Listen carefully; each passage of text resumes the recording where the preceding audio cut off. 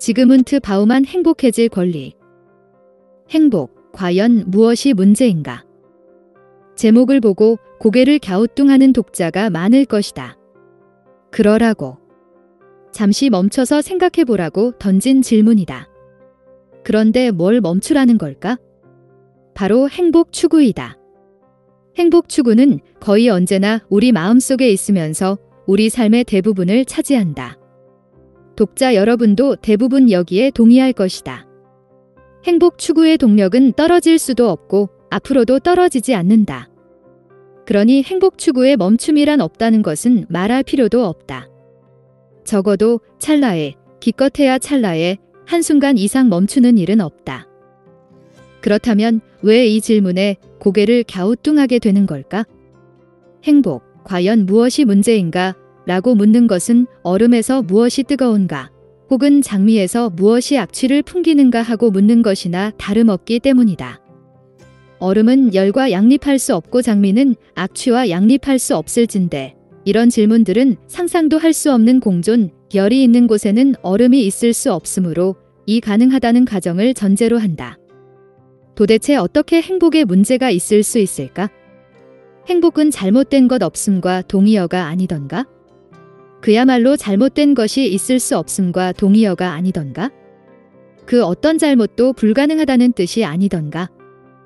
이런 질문을 던진 인물은 바로 마이클 러스틴이다. 지금껏 여기에 의문을 품은 사람은 문제의식을 지닌 극소수에 불과했으며 아마 앞으로도 그럴 것이다. 러스틴은 문제를 제기한 이유를 다음과 같이 설명한다. 우리가 속한 사회와 같은 사회, 즉 행복을 추구하는 수많은 남녀노소에 의해 움직이는 사회는 점점 더 부유해지지만 그렇다고 사람들이 더 행복해진다고 단정할 수는 없다. 인간의 행복 추구는 제 살 갉아먹기와 같다. 가용한 모든 실증적 데이터에 따르면 부유한 사회의 구성원 같은 경우에는 행복한 삶을 가져다주는 주요 수단으로 여겨지는 것, 즉 풍요로움의 증대와 더 큰 행복 사이에 상관관계가 전혀 없는 듯하다. 경제성장과 행복 증진이 상호 밀접하게 관련돼 있다는 것은 대체로 가장 의구심이 들지 않는, 어쩌면 그 무엇보다도 자명한 진리 가운데 하나로 여겨진다. 아니면 적어도 세상에서 가장 유명하고 가장 존경받는 정치 지도자들과 그 조언자들이나 대변인들은 그렇게 말한다. 그러면 그들의 견해에 의존하는 경향이 있는 우리는 잠시 멈춰 심사숙고하거나 곱씹어 생각하지도 않고 그들의 말을 따라한다. 그리고 그들이나 우리나 이런 상관관계가 진짜라는 전제하에 행동한다. 우리는 이 믿음에 따라 그들이 더욱더 단호하고 활발하게 행동하기를 원한다. 그러면서 그들이 성공을 거둬, 다시 말해 우리의 소득, 가용 현금, 재산과 자산과 부의 규모가 증대함으로써 우리 삶의 질이 높아지기를, 지금보다 더 큰 행복감을 느끼기를 희망하며 그들에게 행운을 빈다. 러스틴이 조사해 요약한 거의 모든 연구 보고서에 따르면 미국과 영국 같은 국가들에서는 생활 수준 향상이 주관적인 안정감의 증진과 무관했다. 실제로는 오히려 조금 감소했다. 로버트 레이는 전후 미국의 소득이 획기적으로 엄청나게 증가했음에도 미국인들이 느끼는 행복감은 줄어들었다는 사실을 발견했다. 리처드 레이어드는 국가 간 데이터를 비교하고 나서 다음과 같은 결론을 내렸다. 삶에 대한 만족감을 나타내는 지수들은 대체로 국민 총생산 GNP 수준과 나란히 높아지기는 하지만 어디까지나 삶의 화두가 빈곤과 결핍에서 필수적인 생존 욕구의 충족으로 바뀌는 지점까지만 유의미하게 상승한다. 그 다음부터는 부가 추가적으로 증가하는데도 상승 속도가 대폭 느려지거나 아예 멈춰버린다. 전체적으로 보면 1인당 연평균 소득이 2만에서 3만 5천 달러인 나라들과 1만 달러 이하인 나라들은 삶에 대한 만족감을 나타내는 지수들이 불과 몇 %밖에 차이 나지 않는다. 이를 보면 소득 증대를 통해 사람들을 더 행복하게 만든다는 전략은 통하지 않는 듯하다. 반면 지금까지 알려진 바로는 부의 수준에 따라 가장 극적으로 성장하는 것으로 보이는 사회지표는 다름 아닌 범죄율이다. 강도와 자동차 절도, 마약 밀매, 경제적 부당이득과 기업의 부패 발생 지수가 크게 높아졌다. 이들 지수는 주관적 안정감이 상승하리라 예상했던 속도만큼이나 빠르게 증가했다.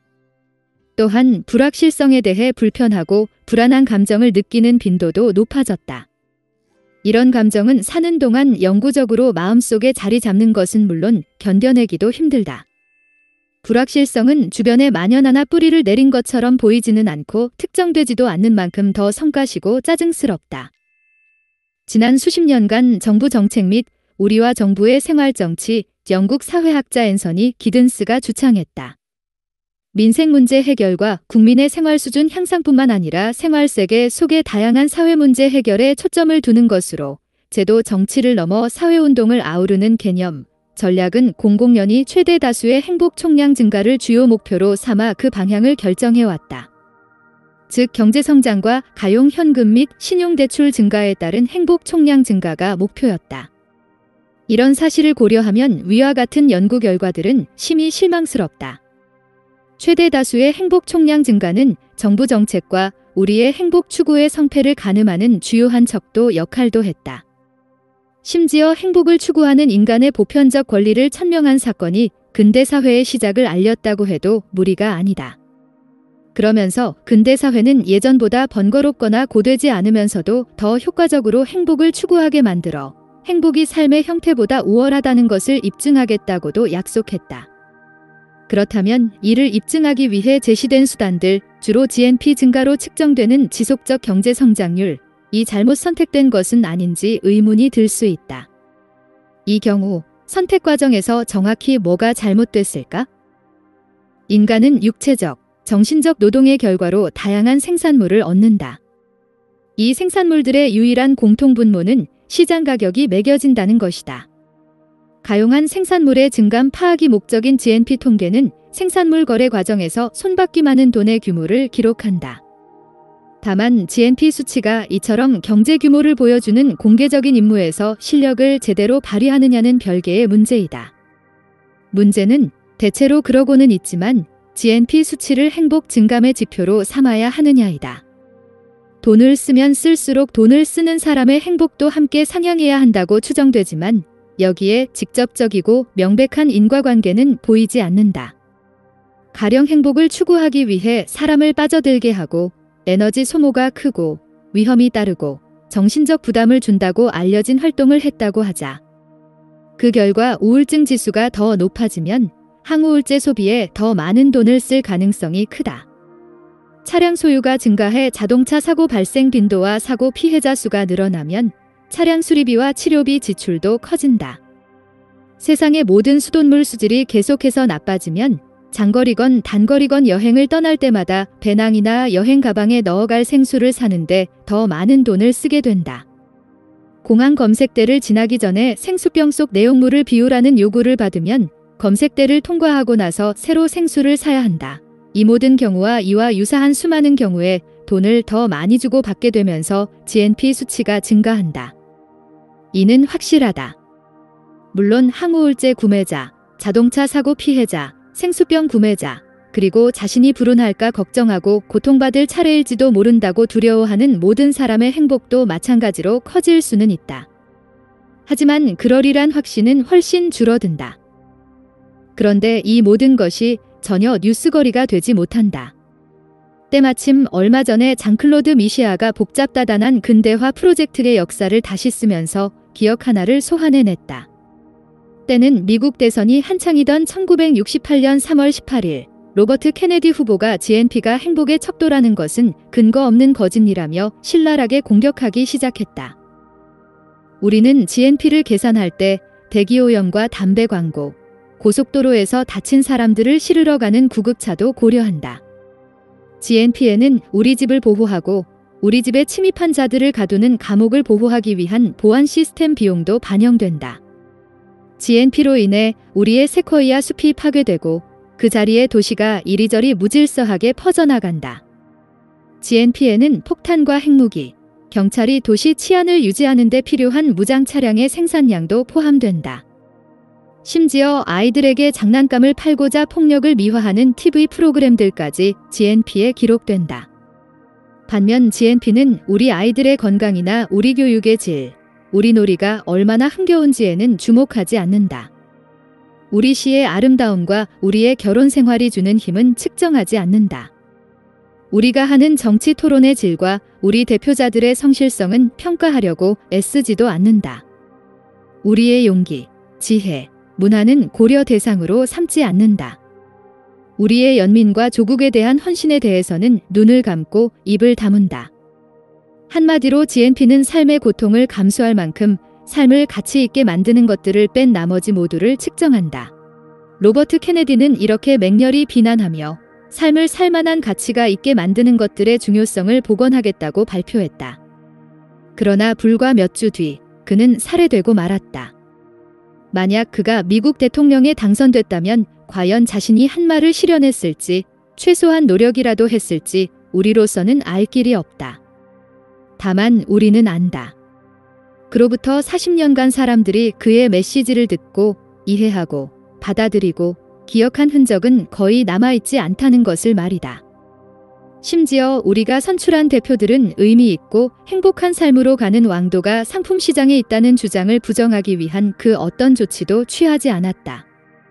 우리 역시 그의 메시지에 따라 삶의 전략을 새로 짜려는 의향을 전혀 보이지 않았다.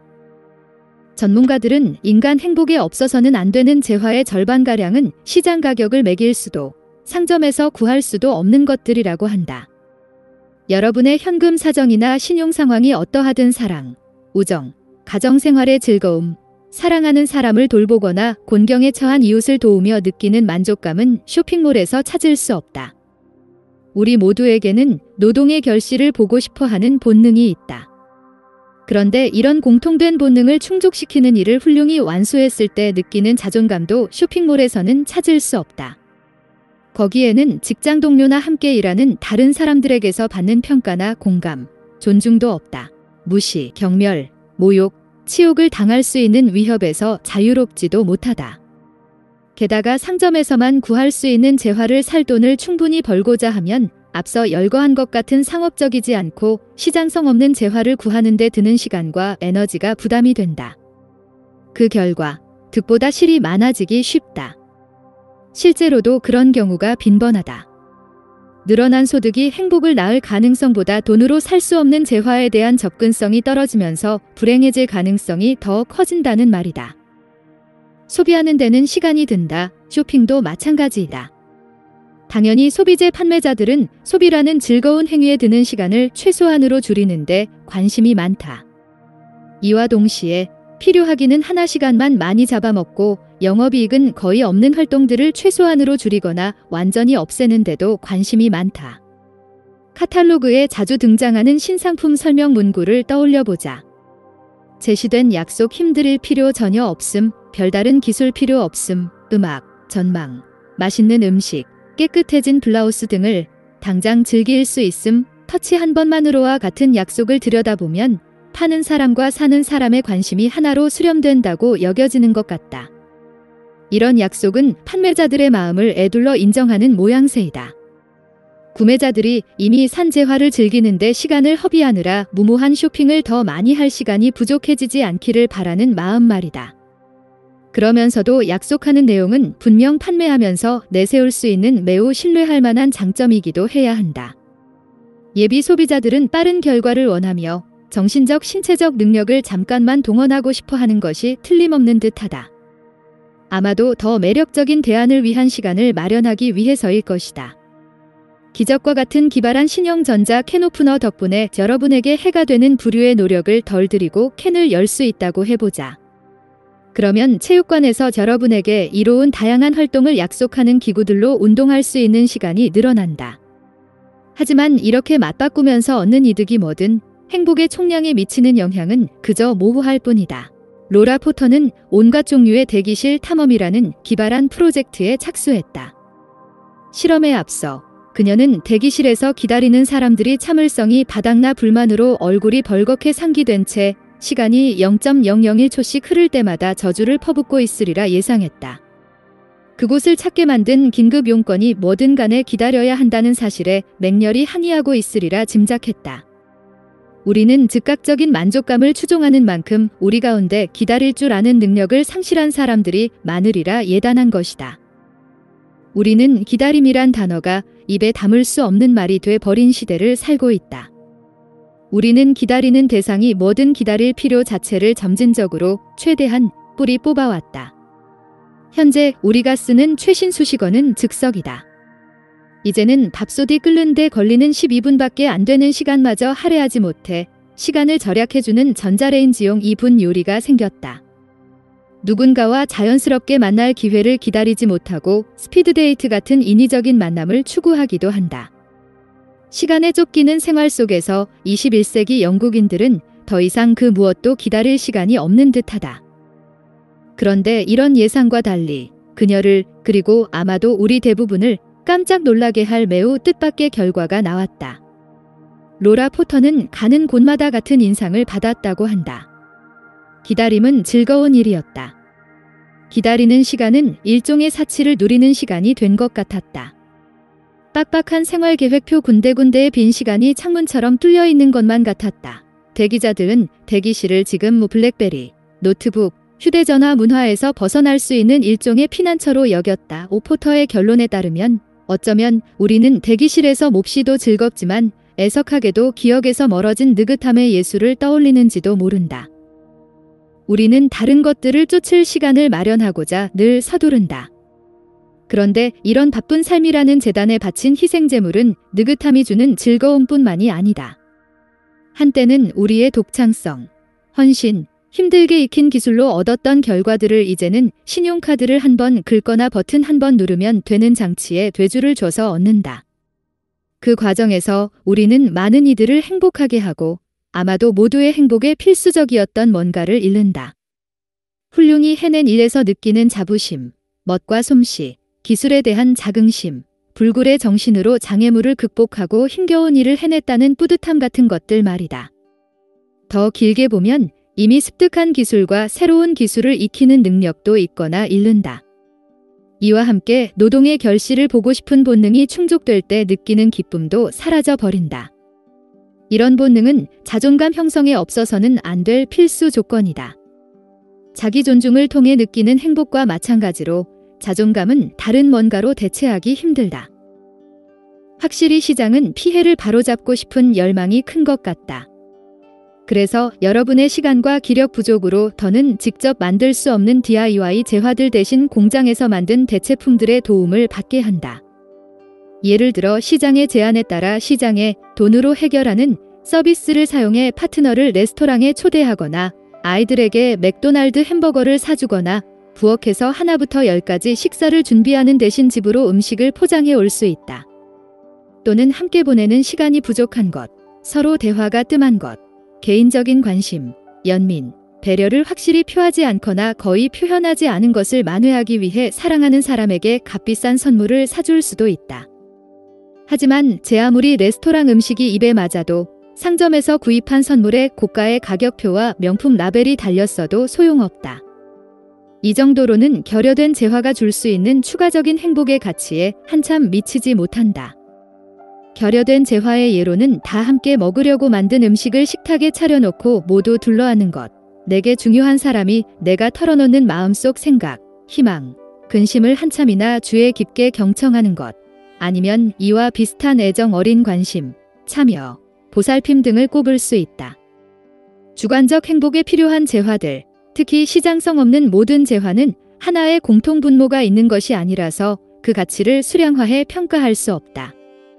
어떤 재화의 수량이 증가해도 품질과 출처가 다른 어떤 재화의 부족분을 온전히 제대로 다 메울 수도 없다. 모든 선물에는 주는 사람의 희생이 요구된다. 선물을 주는 사람은 바로 이런 자기 희생을 깨달음으로써 커다란 행복감을 느낀다.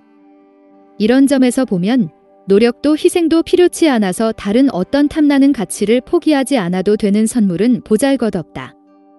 위대한 인문주의 심리학자 에이브러햄 매슬로우와 그의 어린 아들은 둘 다 똑같이 딸기를 무척 좋아했다. 그들의 아내이자 어머니는 늘 딸기를 실컷 먹을 수 있도록 아침을 차렸다. 한 번은 매슬로가 내게 이런 이야기를 들려줬다. 애들이 다 그렇듯이 우리 아들도 참을성 없고 충동적이라 즐거움을 천천히 음미하며 기쁨을 길게 늘릴 줄 몰랐다네. 눈 깜짝할 사이에 자기 접시를 비우고 아쉬운 듯 여전히 딸기로 가득한 내 접시를 쳐다보지. 이런 일이 벌어질 때마다 나는 내 몫의 딸기를 아들에게 넘긴다네. 매슬로는 이렇게 이야기를 마무리했다. 그런데 말이야. 내 기억에는 이 딸기들이 나보다 우리 아들 입안에 있을 때 더 맛있게 느껴졌다네. 시장은 사랑과 우정에 충실한 동반자인 자기 희생 욕구를 써먹을 기회를 완벽하게 포착해냈다. 반드시 충족돼야 인간이 행복할 수 있다고 알려진 다른 욕구나 욕망 대부분이 그랬듯 자기 희생 의지도 상업화됐다. 오늘날 카산드라 같은 예언자가 있다면 선물을 줄 때조차 시장을 조심하는 편이 좋을 거라고 우리에게 조언할 것이다. 이제 자기 희생은 주로 큰돈 또는 가능하면 더 큰 돈을 내주는 것을 의미한다. 그리고 이런 의미만 있는 편이 낫다. 왜냐하면 이런 행위는 GNP 통계로 정당하게 기록될 수 있기 때문이다. 결론적으로 말하면 단 하나의 지수 GNP에만 주목하는 방법으로 인간이 느끼는 행복의 크기와 깊이를 제대로 다룰 수 있다는 주장은 오해의 여지가 대단히 많다. 이런 주장이 통치 원칙이 되면 해가 될 수도 있다. 의도하거나 추구한다고 알려진 것과는 정반대 결과를 낳기 때문이다. 삶의 질을 높여주는 재화들이 일단 비금전적인 영역에서 상품 시장으로 이동하기 시작하면 이를 막을 방도가 없다. 이런 움직임은 스스로 탄력을 받는 경향이 있어서 자체적인 추진력과 가속력이 생긴다. 그러면 본질적 특성상 개인적으로만 생산되고 진하고 친밀한 인간관계에서만 번창할 수 있는 재화들은 공급이 더더욱 감소한다.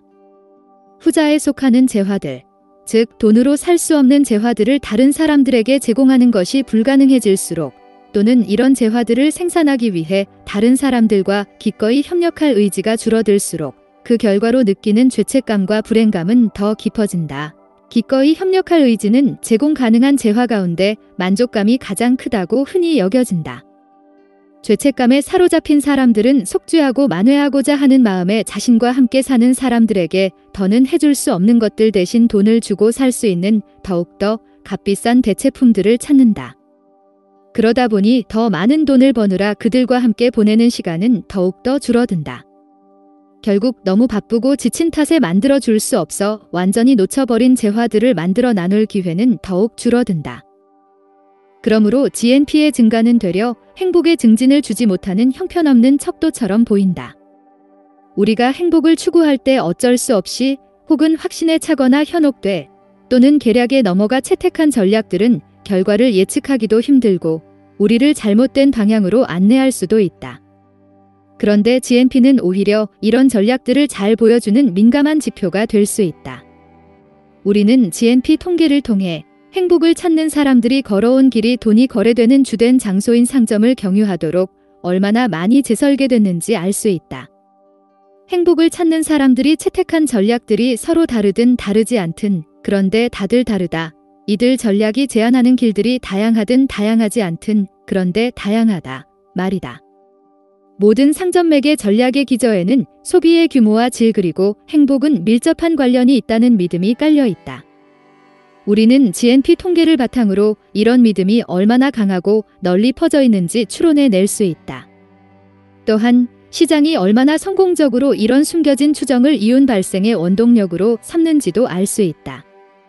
이를 위해 시장은 행복을 낳는 소비를 상점에서 파는 물건이나 서비스의 소비와 동일시하는 방법을 사용한다.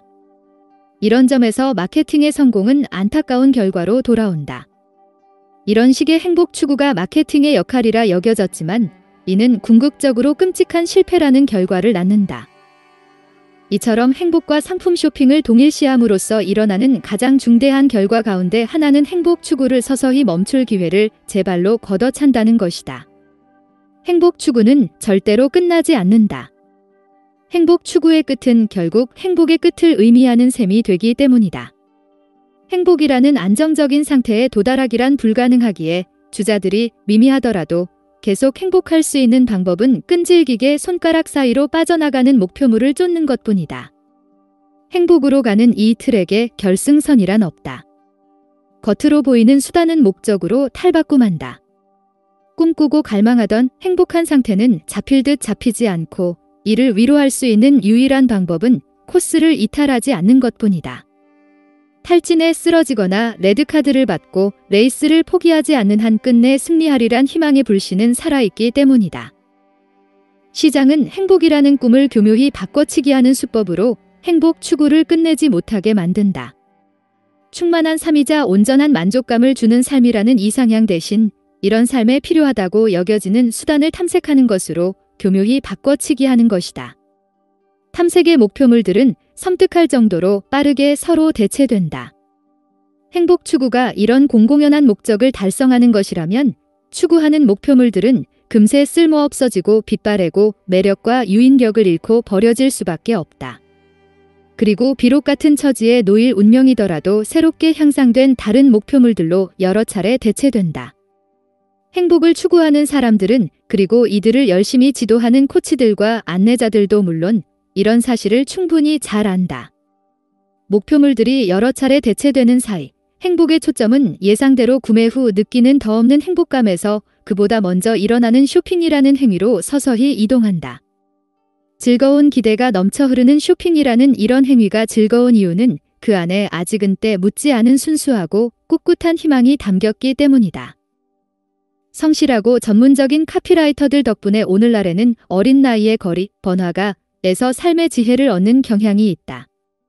행복의 본질과 행복한 삶에 이르는 길을 논하는 예리한 철학적 명상록을 공부하고 그 메시지를 곱씹기는커녕 그런 명상록을 처음 접할 기회가 생기기도 훨씬 전에 그런 일이 벌어진다는 말이다. 많은 독자를 거느린 호평받는 어떤 잡지를 예로 살펴보자. 이 잡지의 패션한 첫 페이지를 보면 12세 여학생 리버티가 자신의 옷장을 채울 방법을 이미 파악했음을 알 수 있다. 톱숍은 그녀가 제일 좋아하는 상점인데 사실 그럴 만도 하다. 그녀의 표현에 따르면 펌청 비싸긴 해도 여기 물건들은 확실히 세련됐기 때문이다.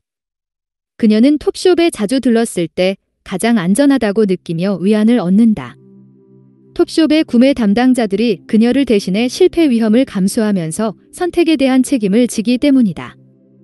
일단 이 상점에서 물건을 사면 실수할 확률이 거의 0으로 줄어든다.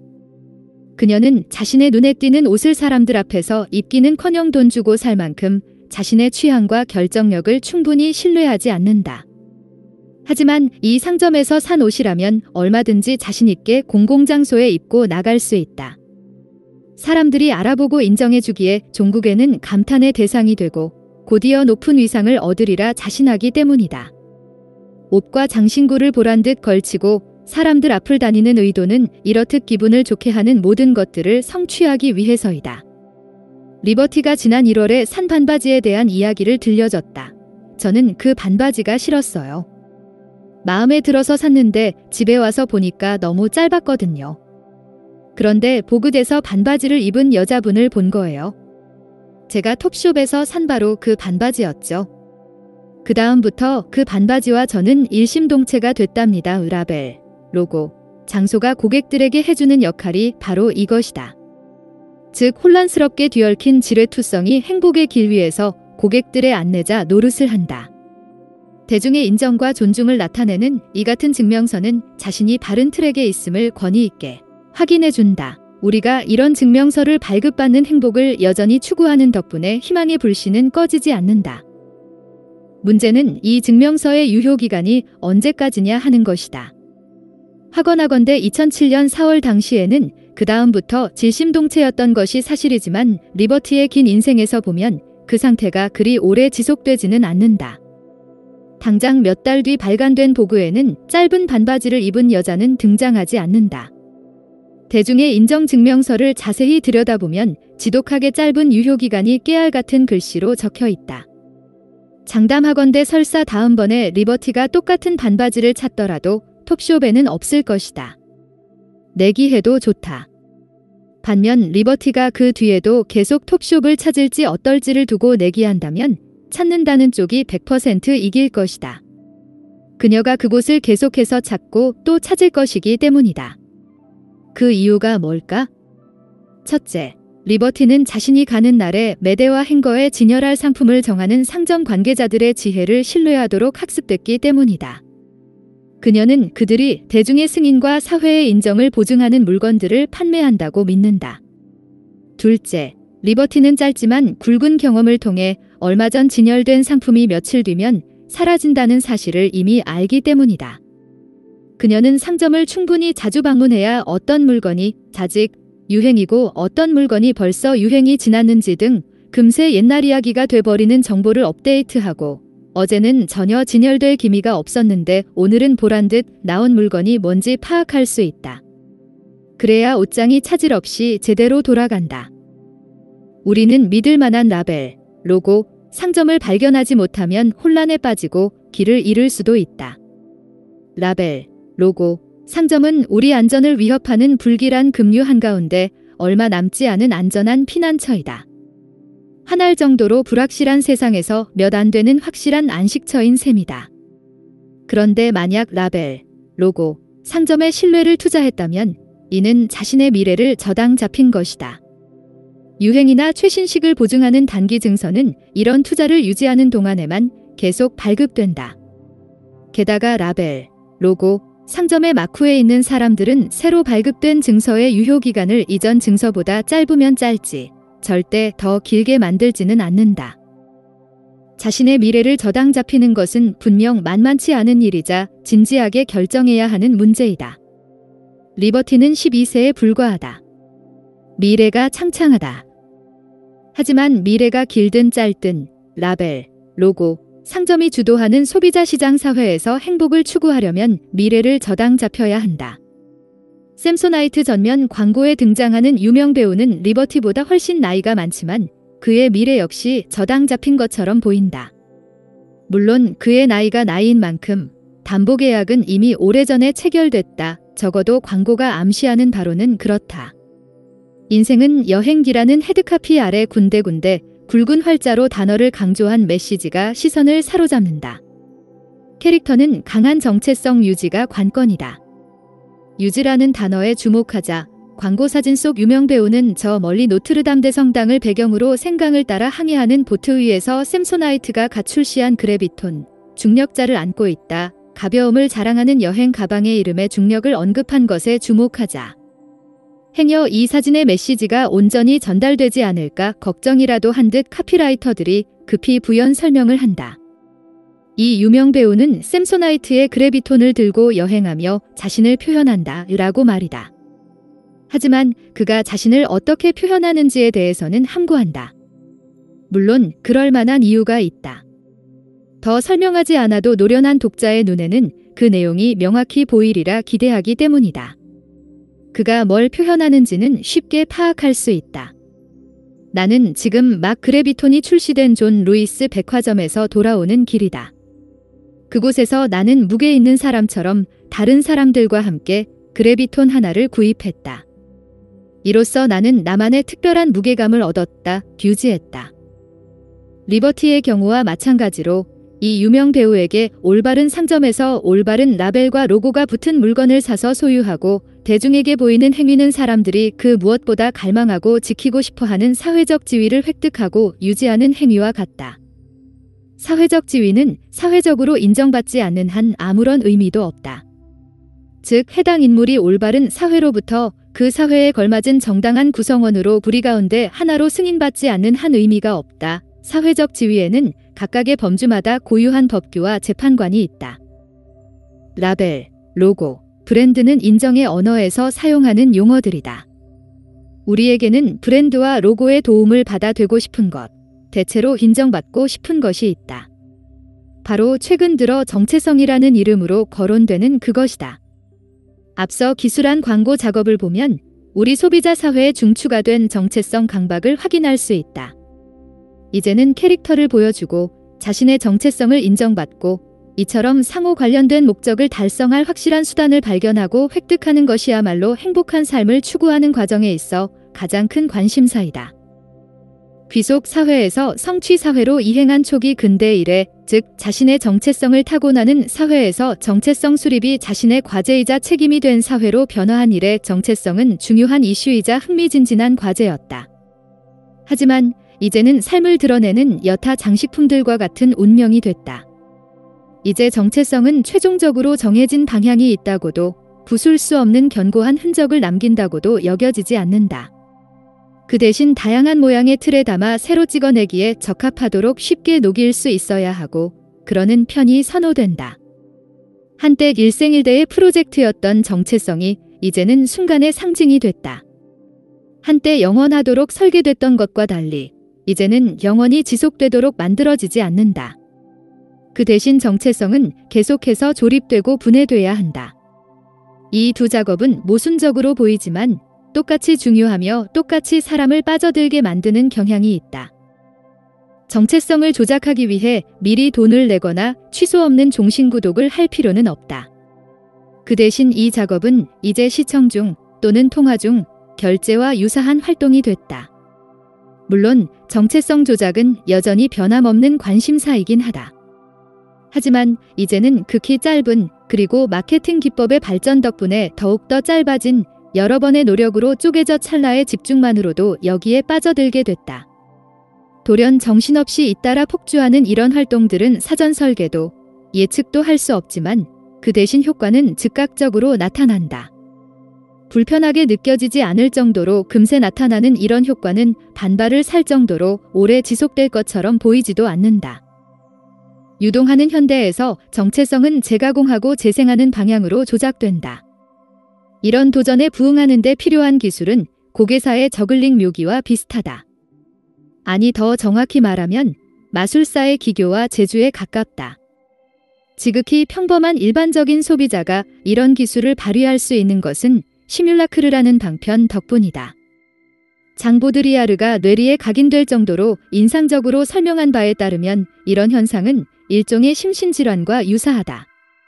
이는 실제하는 것과 실제하는 것처럼 보이는 것, 현실과 환상, 실제 상태와 실제 상태의 시뮬레이션 사이의 구별이 없어지고 경계가 모호해지는 것이라고 알려져 있다.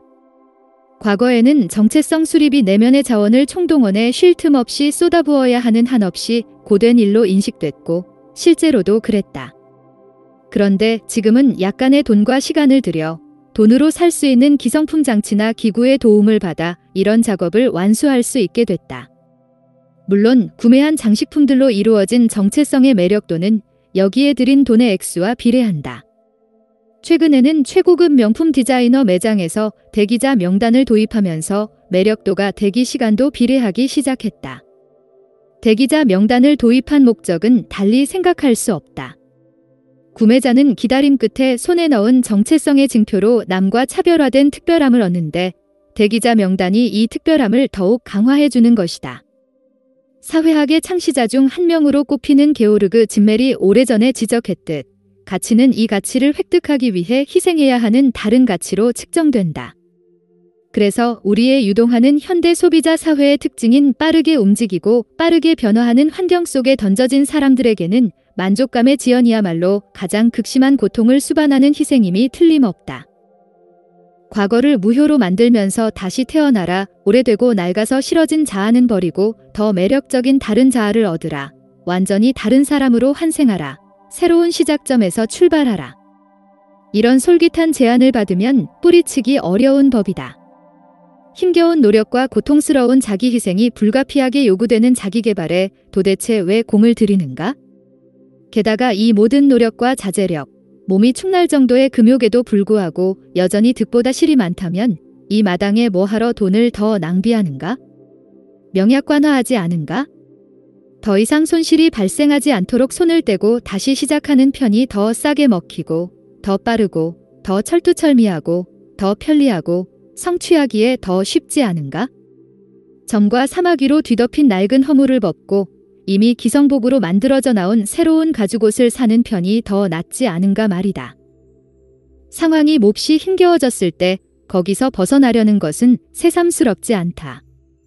성공하기도 하고 실패하기도 하지만 늘 사람들이 해오던 일이다. 진정 새로운 점은 자기 자신에게서 벗어나 맞춤형 자아를 얻겠다는 한 쌍의 꿈이다. 그리고 이런 꿈을 현실로 만들 수 있다는 신념이다. 이는 가능한 여러 선택지 가운데 단지 하나가 아니다. 가장 쉬운 선택지이자 문제가 있는 경우에도 효과가 있을 가능성이 가장 큰 선택지이다. 마치 지름길 같은 선택지라서 덜 번거롭고 시간과 에너지도 덜 잡아먹는다. 그래서 짐멜의 말대로 포기하거나 줄여야 하는 다른 가치의 비용을 따져보면 대체로 더 저렴하다. 만약 행복이 영구적으로 손에 닿는 곳에 있다면 어떨까?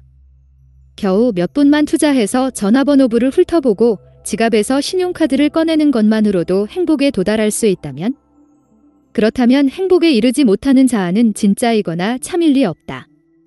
그 대신 시대에 뒤떨어진 나태, 무지, 기량 부족의 흔적일 뿐이다. 그런 자아는 복제물이거나 사기임이 틀림없다. 행복하지 않거나 충분히 행복하지 않다면 혹은 누구든 적절한 기술과 수단으로 열심히 노력하면 느낄 수 있다는 행복보다 자신이 느끼는 행복의 강도가 약하다면 이는 현재의 자아에 만족하기를 거부하고 자아 발견, 더 정확히 말하면 자아 발명, 여행에 나서서 탐색을 계속할 충분한 이유가 된다. 가짜 자아나 망한 자아는 진본이 아니니 버려야 한다. 반면 진짜 자아에 대한 탐색은 계속해야 한다. 게다가 현재의 순간은 금세 역사가 되고 때맞춰 인해 또 다른 순간이 찾아온다는 확신이 있다면 탐색을 중단할 이유는 거의 없다. 새로운 약속을 하고 새로운 잠재력이 넘치며 새로운 시작을 보여주는 또 다른 순간이 온다는 확신 말이다. 쇼핑객 사회에서 쇼핑하는 삶을 사는 우리는 행복해지리란 희망을 잃지 않는 한 행복하다. 그 희망의 일부가 여전히 째깍거리며 작동을 멈추지 않는 한 불행으로부터 안전하다. 따라서 행복해지리란 희망의 불씨를 살려두는 것이 행복의 열쇠이자 불행의 해독제이다. 그런데 이런 희망이 살아있으려면 반드시 충족돼야 하는 조건이 있다. 새로운 기회와 새로운 시작이 빠른 속도로 잇따라야 하고 새로운 출발이 앞으로 무한히 이어진다는 전망이 있어야만 한다. 이 조건은 인생을 여러 작은 에피소드로 쪼개면 충족된다. 다시 말해 줄거리, 등장인물, 결말이 각각 따로 있는 단절되고 독립된 기간들로 자르면 된다. 두 번째 필요 조건 결말은 한 에피소드의 등장인물들이 오직 해당 에피소드에만 나오기로 돼 있을 때 충족된다. 다시 말해 이 등장인물들이 다음 에피소드에도 계속 등장하리란 약속을 하지 않는 것이다. 모든 에피소드는 각기 고유한 줄거리가 있기에 각기 새로 캐스팅을 할 필요가 있다. 약속이 무한히 끝없이 유지되면 뒤이은 에피소드들에서 쓸 수 있는 줄거리의 범위가 심하게 제한될 수 있다. 무한한 약속과 행복 추구는 서로 목적이 어긋나는 것처럼 보인다. 소비자 사회에서는 모든 인맥과 유대관계가 구매자와 구매한 상품의 관계 패턴을 따라야 한다. 상품은 지겨워질 정도로 너무 오래가서는 안 되기에 삶의 무대를 아름답게 장식하지 않고 지저분하게 만들기 시작하면 그 무대를 떠나야 한다. 한편 구매자는 자신이 사온 물건에 영원한 충성을 맹세하거나 그 물건에 영주권을 줄 리도 없을 뿐더러 그럴 의지도 없다. 애초부터 소비지상주의 유형의 관계는 추후 통지가 있을 때까지만 유효하다. 최근 스튜어트 제프리스는 죽음이 우리를 갈라놓을 때까지와 같은 오랜 관계를 대체하는 새로운 유형의 관계를 조사했다. 그러면서 헌신 공포증이라는 기류의 부상에 주목했다. 그는 위험 노출을 최소화하는 가벼운 헌신을 설계하는 경우가 점점 흔해지고 있음을 발견했다. 이런 설계는 독침에서 독을 짜내는 것을 목표로 삼는 것과 같다. 원래 인간관계에 발을 들이면 언제나 위험이 따르는 법이다. 함께한다는 일체감 속에 숨은 가시와 더딘 덱에 서서히 모습을 드러내는 탓에 사전에 전체 목록을 만들기란 불가능에 가깝기 때문이다. 기쁠 때나 슬플 때나 무슨 일이 생겨도 관계를 유지하겠다는 약속이 동반되는 관계. 이런 관계를 맺는 것은 백지수표에 서명하는 것과 같다. 인용할 면책 조항도 없이 아직은 상상할 수도 없고 알지도 못하는 모종의 불편과 불행에 직면할 가능성이 있다는 뜻이다. 새롭게 개선된 가벼운 헌신 관계의 예상 지속 기간은 그 관계에서 느끼는 만족감의 지속 기간까지로 확 짧아진다.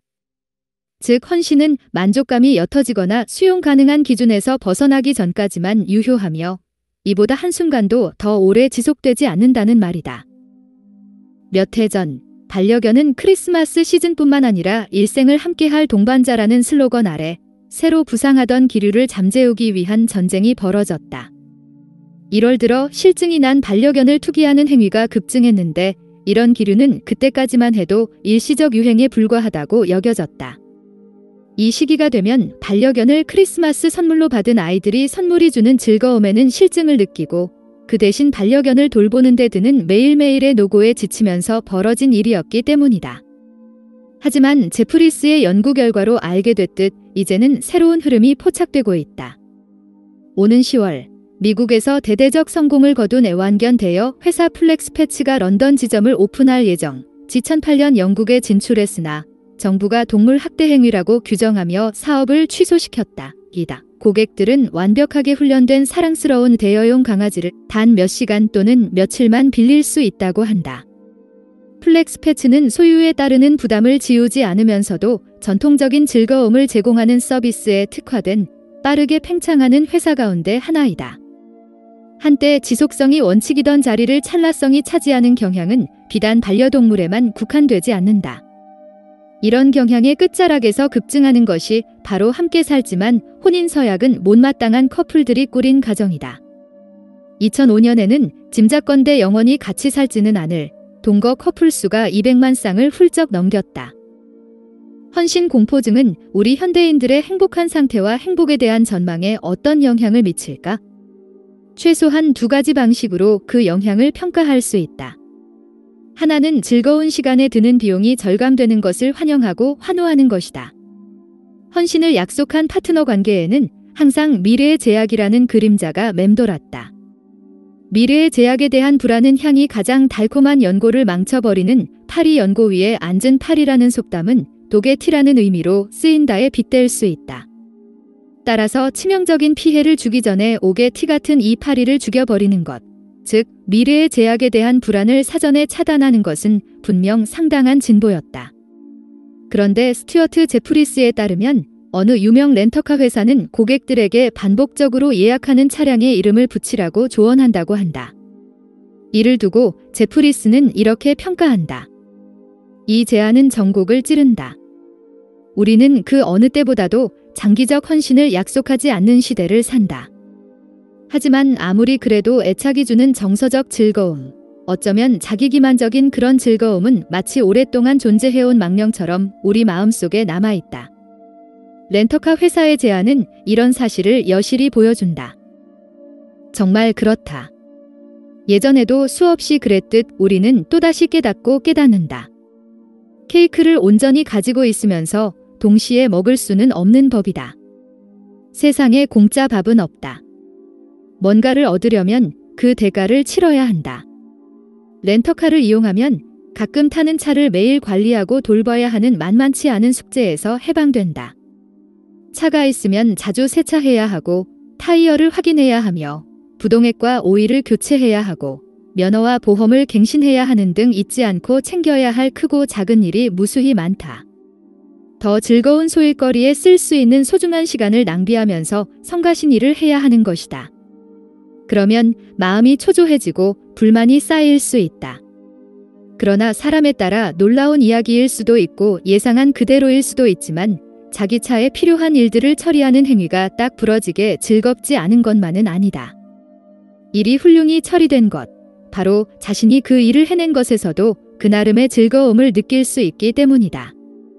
구체적으로 말하자면 여러분이 자신의 기량을 발휘하고 자신의 헌신을 입증하면서 일을 해냈기 때문이다.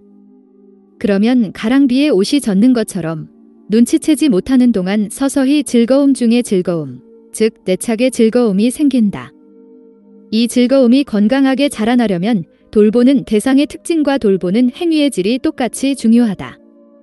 나와 너, 서로를 위해 사는 우리는 하나라는 즐거움은 손에 잡히지는 않아도 너무도 현실적이고 압도적이다. 변화를 만드는 즐거움은 여러분에게만 중요한 것이 아니다. 영향을 주고 흔적을 남기는 데서 오는 즐거움. 자신이 필요한 사람이고 대체 불가한 사람이라는 느낌이 주는 즐거움. 이는 몹시도 즐거운 감정이지만 이런 감정을 느끼기는 매우 어렵다. 이런 감정은 외로이 자기만 걱정하고 편협하게 자기 창조, 자기 주장, 자존감 증진에만 관심을 집중할 때는 도저히 느낄 수도 상상할 수도 없다. 이런 감정은 돌봄으로 가득한 시간이 켜켜이 쌓여야만 생긴다. 돌봄이야말로 애착과 일체감이라는 눈부신 캔버스를 만들어내는 시실과 날실이다. 프리드리히 니체는 온전히 인간적이고 행복한 삶을 사는 이상적인 비결로 초인이라는 이미지를 제안한다. 온전히 인간적이고 행복한 삶은 우리가 사는 탈근대 혹은 뒤동하는 현대사회에서 인기가 높은 이상향이다. 자기주장이라는 예술의 명인인 초이는 가장 평범한 사람들의 발목을 잡는 그 어떤 족쇄도 전부 피하거나 벗어날 수 있다. 초인이야말로 진정한 귀족이다. 힘있고 지위 높은 고결한 사람들은 자기가 선한 사람이고 선한 행동을 한다고 느꼈다.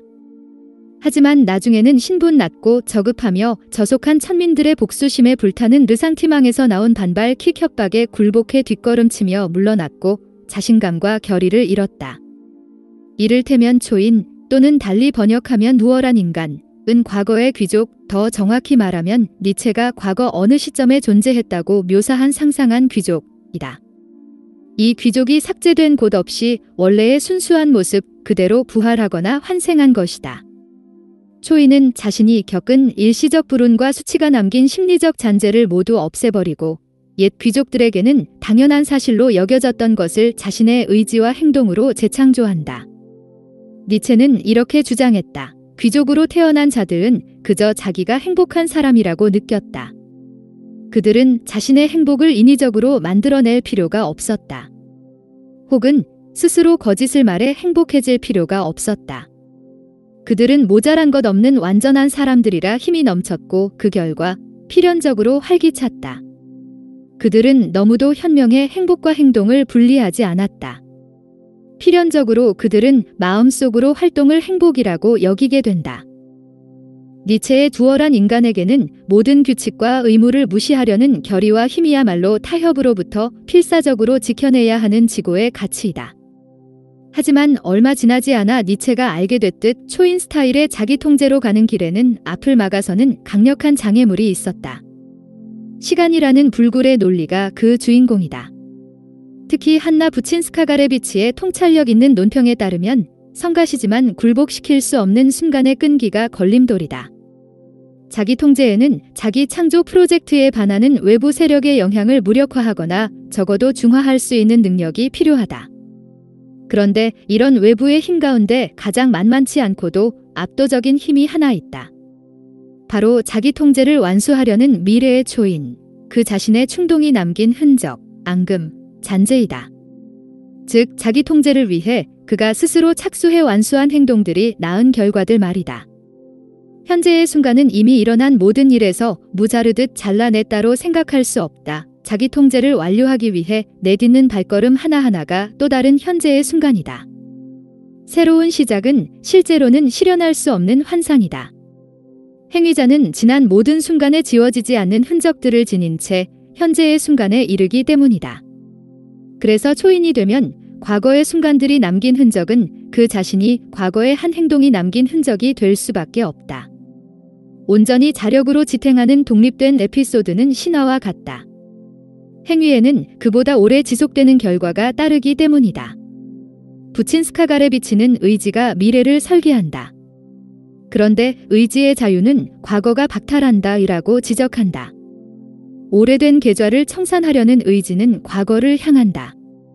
니체의 작품 속 대변인 차라투스트라가 말했듯 이것이 의지가 겪는 치가 떨리고 외로운 고통이다. 그렇다면 순간의 끈기는 새로운 시작이라는 시도의 실패를 알리는 조종인 셈이다. 훈련된 귀는 이 조종 소리를 새로운 시작이 시도되기 전에도 잘 들을 수 있다. 비유하자면 뱃속에 자기 통제를 잉태했는데 배아 대부분이 낙태는 아니더라도 유산으로 결국 생명을 잃는 것과 같다. 니체는 누월한 인간이 과거 그의 과거 행동과 약속도 포함된 과거를 조롱하며 과거에 얽매이지 않고 자유롭기를 바란다. 하지만 다시 한번 말하겠다. 과거는 상상력의 비상을 늦추거나 저지하고 미래 설계자의 손발을 묶는다. 이런 과거는 다름 아니라 지난 순간들이 가라앉아 생긴 앙금이다. 현재의 약점은 과거가 힘을 과시해서 생긴 직간접적인 결과이다. 그런데 참으로 끔찍한 일은 따로 있다. 야심만만한 초인, 즉 니체의 동원령을 진심으로 받아들이고 따르는 남녀노소들의 기지가 뛰어나고 결의가 확고할수록 문제이다. 권력과 권력의 과시를 바탕 삼아 둥지를 튼 행복을 보충하고 확대하기 위해 현재의 순간을 하나하나 지배하고 조작하고 활용하는 그들의 솜씨가 능숙할수록 문제이다. 그들의 적이 남긴 각인이 어쩔 수 없이 더 깊어지고 지워지지 않을수록 문제이다.